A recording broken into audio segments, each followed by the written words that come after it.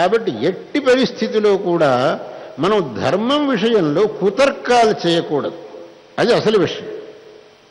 శంకరులు వారు అన్నారు, దుస్తర్కాత్ సువిరమ్యత.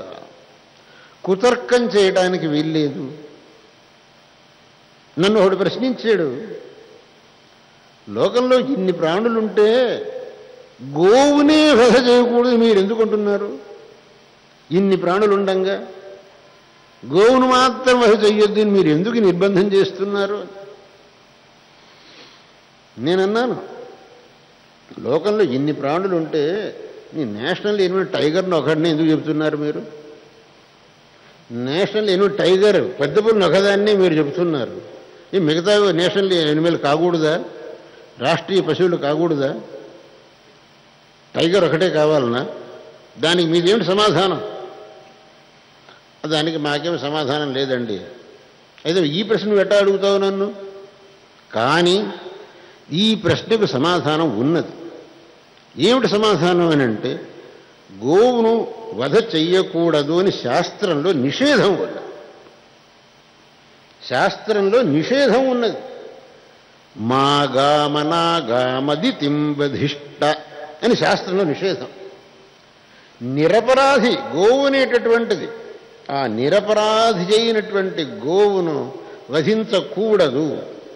మనం శాస్త్రాన్ని ప్రమాణంగా స్వీకరించిన వాళ్ళం. మనం నాస్తికులం కాదు. నేను మొన్నటి చెప్పాను, మనం నాస్తికులం కాదు, మనం ఆస్తికులం. నాస్తికులకు ప్రమాణం కాకపోతే వాళ్ళ విషయం మనకు అక్కర్లేదు. కానీ మనం మటుకు నాస్తికులం కాదు. మనకు శాస్త్రం ప్రమాణం.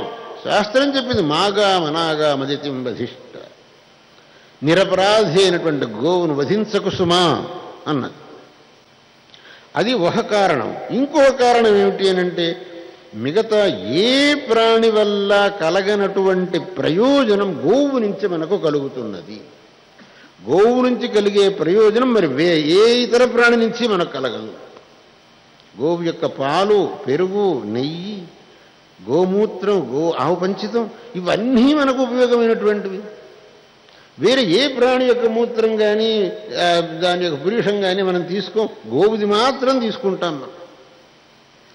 అదేవిధంగా శాస్త్రాన్ని మనం ప్రశ్నించడం మనకు అనుచితమైనటువంటి పని అవుతుంది. దాన్నే పుచ్చుకొని భగవత్పాదులు అన్నారు, దుస్తర్కాత్ సువిరమ్యత.